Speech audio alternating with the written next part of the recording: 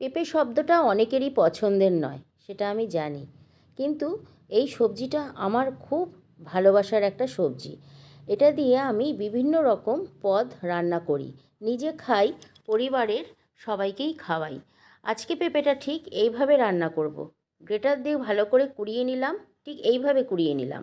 তারপরে ধুয়ে ভালো করে জল ঝরিয়ে নিয়ে এর মধ্যে কতগুলো কাঁচা লঙ্কা চিড়েও রেখে দিলাম। কড়াই গরম হলে তাতে সর্ষের তেল দিয়ে দিলাম। সর্ষের তেল গরম হলে তাতে কালো জিরে ফোড়ন দিয়ে দিলাম। এরপর দিয়ে দিলাম এর মধ্যে কুড়নো পেঁপে। তারপর দিয়ে দিলাম পরিমাণ মতো হলুদ গুঁড়ো আর নুন। তারপর কিছুক্ষণ খুন্তি দিয়ে নাড়াচাড়া করে নুন হলুদ মিশে গেলে এর মধ্যে দিয়ে দেব চিড়ে রাখা কাঁচা লঙ্কাগুলো। এবার আরও কিছুক্ষণ খুন্তি দিয়ে বেশ কিছুক্ষণ নাড়াচাড়া করে ভাজা ভাজা হয়ে এলে দিয়ে দিলাম হাফ চামচ চিনি। চিনি দিয়ে বেশ কিছুক্ষণ নাড়াচাড়া করে লাল লাল হয়ে এলে তারপর নামিয়ে নিলাম। হয়ে গেল পেঁপে ভাজা। গরম ভাতে সকালে খেতে একদম উত্তম খাবার।